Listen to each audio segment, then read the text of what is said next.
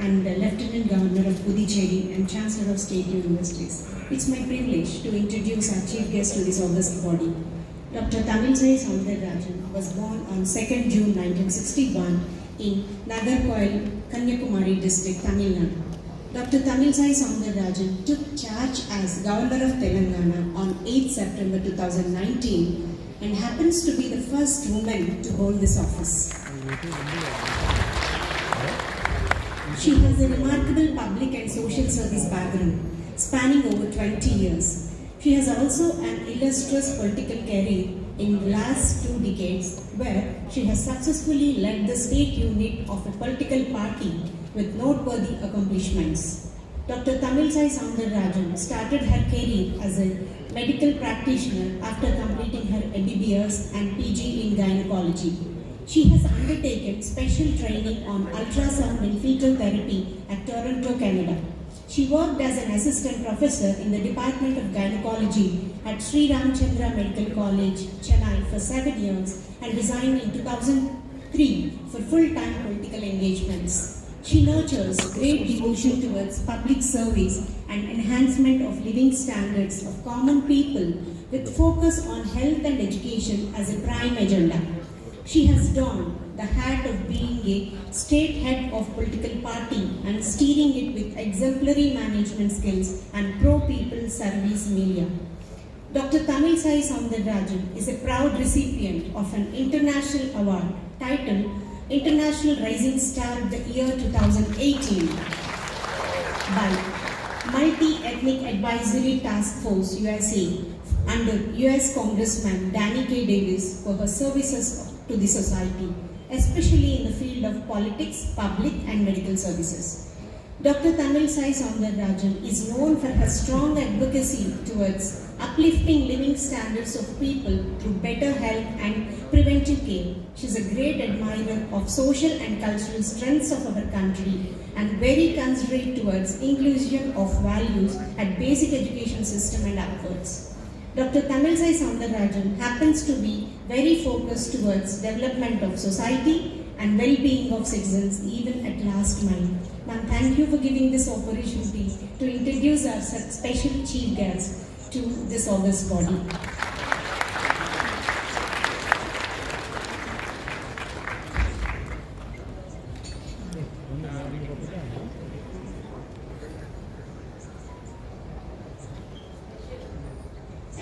Special good morning to each and everyone.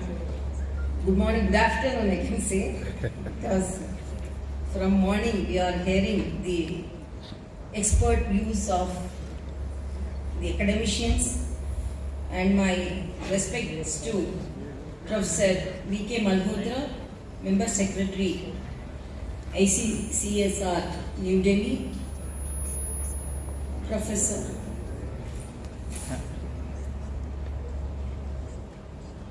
Anil Sahasrabadi, Chairman, AICT, New Delhi, Guest of Honor, Professor R. Limbadri, Chairman, Telangana State Council of Higher Education, Professor Battu Satyanarayana, Vice Chancellor, Central University of Karnataka, Professor Jagadish Prasad Singhal, All India President, ABRSM, former Vice Chancellor, University of Rajasthan, Professor B. Ravindra, Vice Chancellor, Osmania University, and Professor N. Krishnan, Convener and Head of Department of Mathematics, Osmania University, and all the organizers, the dignitaries and the academicians who are present here.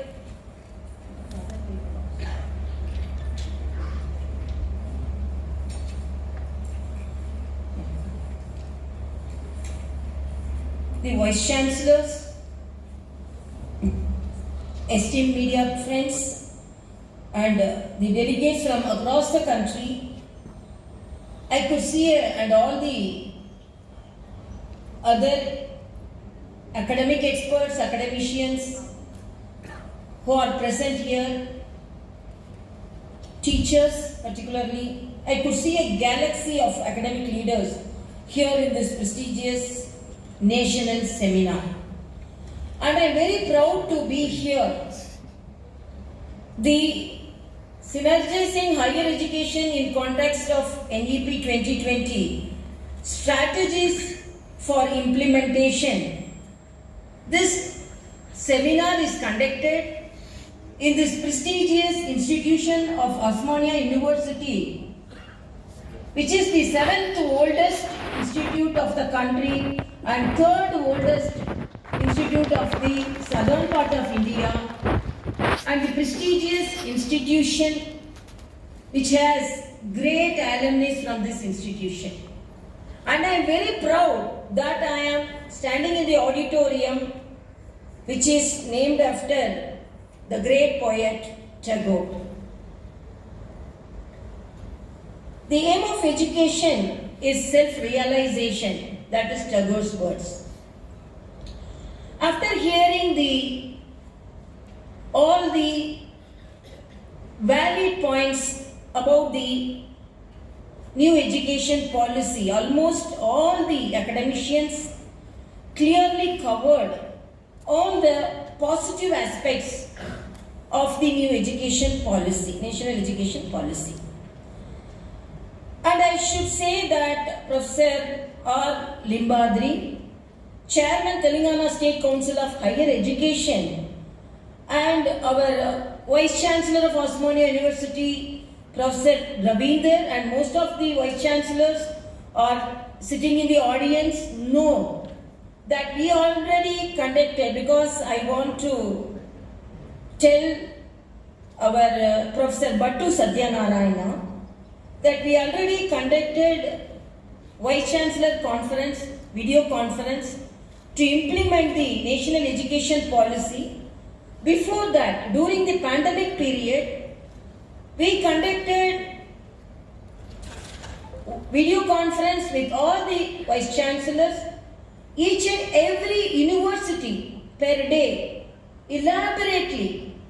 We covered what all the problems faced in the management, faced in the educational system, and faced in the staff recruitment, faced by the universities in educating the children, and what all, everything we covered. Why I am telling this? We are ready to implement the state education policy, national education policy, the new education policy, and we have already conducted I have a clear scan report because I am a sonologist. Before treating the disease, I should have a scan report. Totally, the diagnosis should be there. So we conducted, I presented a big book about all the universities to the state government and as well as the central, our education minister also. And apart from that, we conducted a video conference with all vice chancellors, because most of the vice chancellors are newly elected vice chancellors, and we wanted to implement the new education, our policy. But I want to highlight here that all the state governments should cooperate. Here, Professor Battu Satyanarayana said, Karnataka is almost implemented and they are going to function in the route of new educational, national educational policy. Because why I am telling this, most of the state governments, I am not only telling Telangana, even I am from Tamil Nadu. In Tamil Nadu also they are hesitating to take some of the very good points from the policy. Actually, it is not a half-baked dish. It is not also a hurriedly baked dish. From 2015, so much of inputs, and with all the inputs from the academicians and from the villages, sarpanches, so many inputs, we got it. And after that, the stalwart Kasturi Rangan has given a very good dish of this education policy. But whatever may be, there may be difference of opinion. Here, Professor Limbadri said that we are moving forward as Chancellor of Universities and Head of the State I am proud that Telangana is moving forward in higher education. But as a doctor, as I said, as I have diagnosed certain things, what are all the gaps should be rectified, corrected. For example, our Professor Anil, he clearly said about the teaching. As an assistant professor who worked in the teaching profession in a medical college and as chancellor, we have to accept, even though it is a bitter medicine, the teaching, the glory of the teaching and the nature of the teaching is reduced when compared previous years, some decades. This with experience only I am telling. So this education policy clearly define how a teacher should be. And another thing, I appeal all the vice chancellors, the contract teachers, the vacancies in the teaching and non-teaching posts should be filled as early as possible because that is the need of the hour. Without having a teacher, whatever may be the policy, it is very difficult to implement it. I am not blaming the contract teachers, but there should be an accountability. If the teacher thinks that follows the student and if there is an accountability only, the student will be benefited.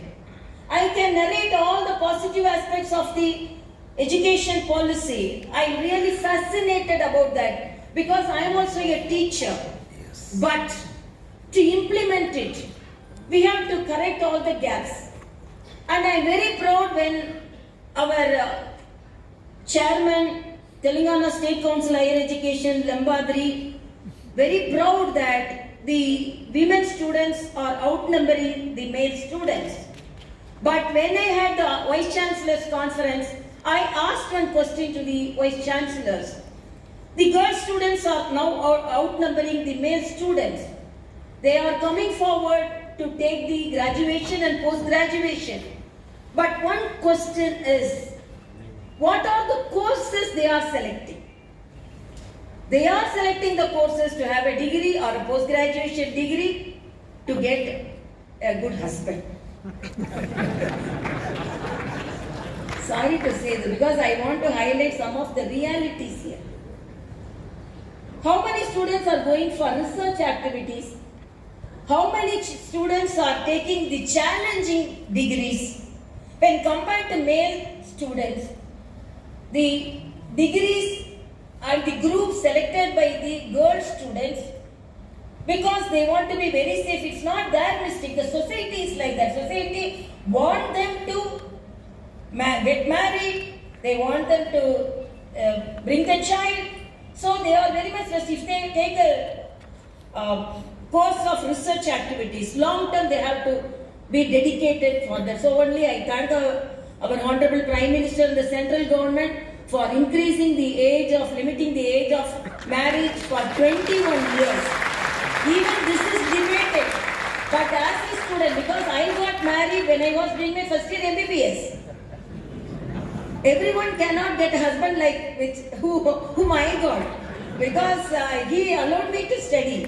And after that only I studied my first year I got married because I am the eldest daughter of my family. After that I studied my MBBS, then I completed my DGO and I completed my post-graduation in gynecology. In between I had my childbirth, everything. But 21 years, the dream of the girls are crushed because the limit was only 18, because it was 18 years. I really laud our central government and the Prime Minister as a woman and as a girl who got the studies and a girl who got married when he was doing my first year because I faced all the challenges. So all these gaps, because I really appreciate Professor Pattu Satyanarayana and our Anil Sahabdar, because I wanted to pronounce you, but elaborately he mentioned about that. And about the undergraduation courses, 4 years First year, if you are thinking that it is enough, you will get a certificate. Second year, if you want to drop out, you can get a bachelor degree. And if you want to complete it 4 years, that also you can have an extended bachelor degree. So most of the dropouts and multiple exits and multiple entries, really it is a great thing in this policy.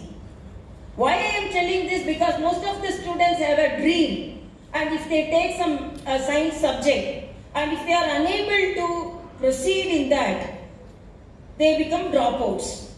But they can take another subject and they can exemplify in that also. So many things. Whether it is a reservation, whether it is giving equal opportunity, equitable in inclusive education, whether it is multilingualism, and here also I want to mention here the power of language, because I am trying to learn Telugu since 2 years. 25% only I have learned. But my sister's children who came to Telangana, now they are talking Telugu. Because as a doctor I know, till 8 years, this brain can grasp as many languages as it can. But some of the states is politicizing that also. Nobody is still here. Our chairman higher education policy said that we have to have policies of the state government. There should be collaboration between the state and central. But this policy clearly says, whether it is printing the textbook, whether it is planning the curriculum, it gives clear independence to the states, that it should be understood by the states. As if then, even though we know that the education is the state subject previously, but because it has become the central subject, a new education policy after so many years can be implemented. But we have to accept, when the grade for good educational institutions all over the world is projected, the great India, where stalwarts are there, great academicians are there, where brain drain from India is benefited by all the countries. Yes. We are not graded among the first 10 or first 100 universities, or we are not capable. We are capable, but why we are not getting that grade? Why we are not placed high in the education system? There is some flaws. We have to accept. And in Tamil there is a proverb, Ettu Chirakai Karikku Udavad. A bit bottle gourd picture which is seen in the paper cannot be used to make curry. Yeah. It's almost it's like that only. We have everything in the paper, but nothing in the future. If we have everything in the future, definitely we will be placed. It's not only the yardstick for that, but that is also a yardstick, no? So we have to be, another thing, guiding the identity, particularly the females, transgenders also taken care. And socio-cultural identities, as said by Professor Anil, such as SCs, STs, OBCs and minorities. And geographical identities, such as students from villages. As a chancellor, I identified when we initiated the online classes, and I am very proud.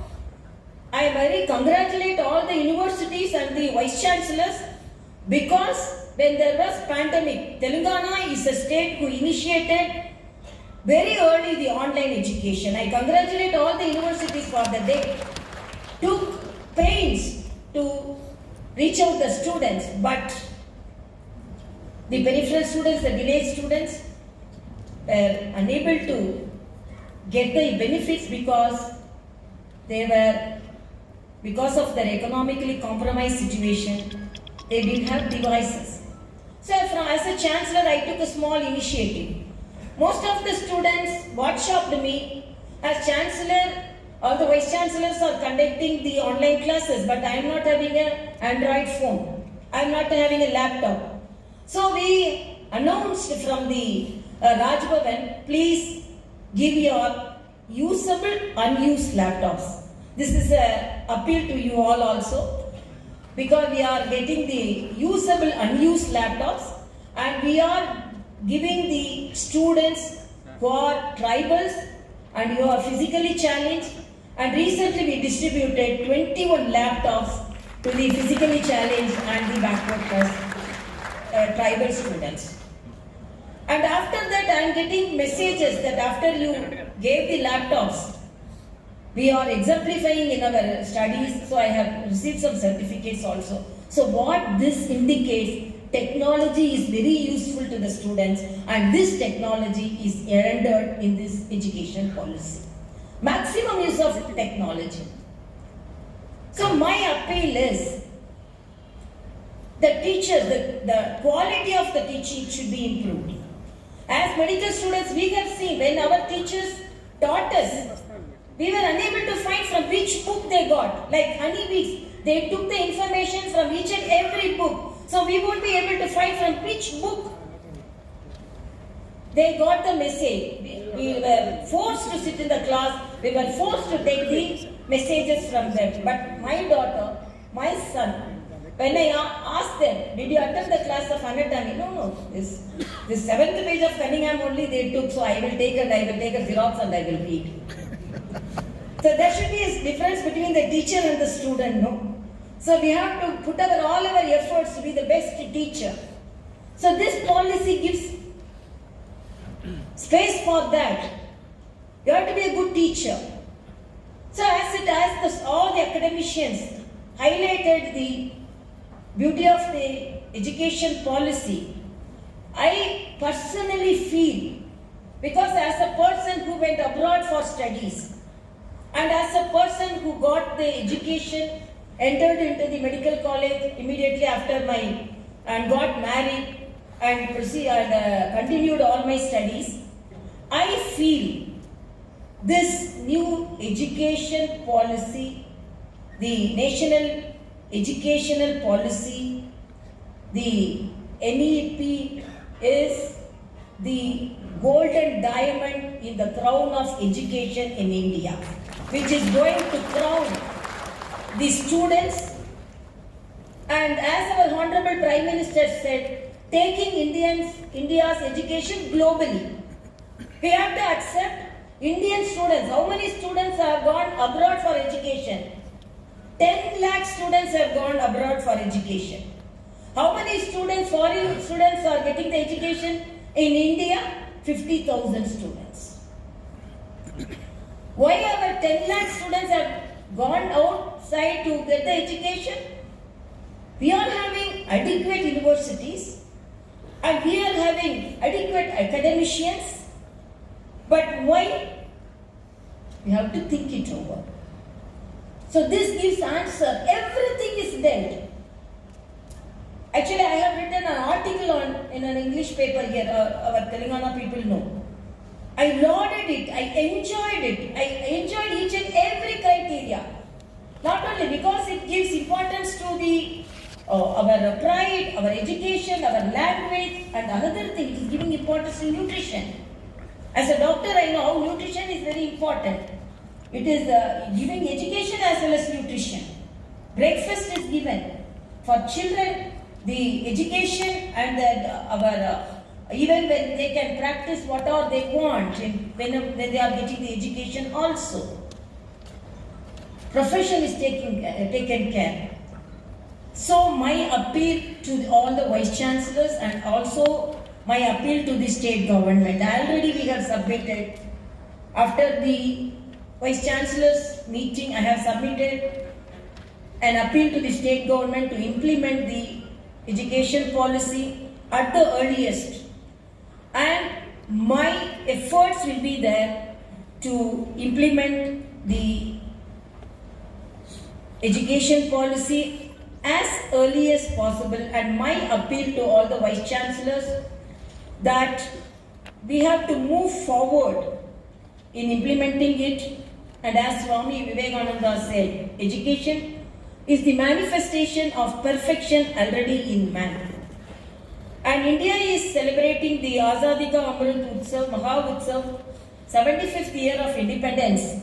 So my appeal is, we have to move forward in education, and as Sarvapalli Radhakrishnan said, because he also had his actually doctorate here, I believe. Life of joy and happiness is possible only on the basis of knowledge and science. So if we want all the students to be happy, a good education should be rendered to them. And I know the Indians, as when I went abroad for my studies, I have found Indians are no way inferior to the other students, and I found we are much superior in grasping, we are much superior in acquiring the knowledge. When I went for the higher training, they said, you can train us, because I am an expert in ultrasound and an expert in fetal therapy. When I went for a training at Canada, they told, no, you have a knowledge that you can train us. Why you came for the training? So that is the capacity of the Indian students. That is the capacity of Indian brain. That is the capacity of the Indian character. So this capacity, as it is said in our Bharat, should be the Vishwa Guru of the world. So this, implementing this education policy, definitely it will make our India the leader of the world, and definitely our heads can be held high by taking this education policy. And as Chancellor, and with the help of all our Vice Chancellors, definitely Telangana will implement it, and we will request the state government to cooperate for our efforts, so that this state, already exemplifying in education, will move more forward. Thank you so much.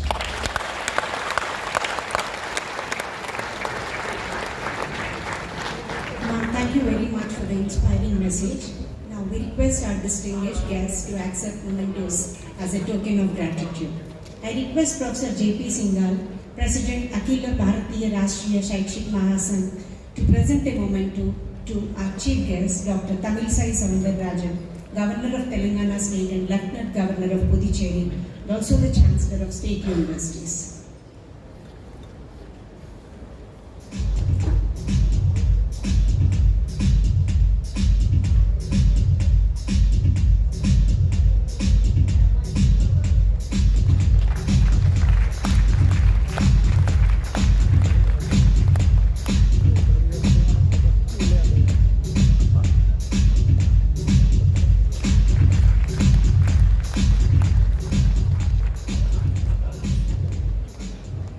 Now I request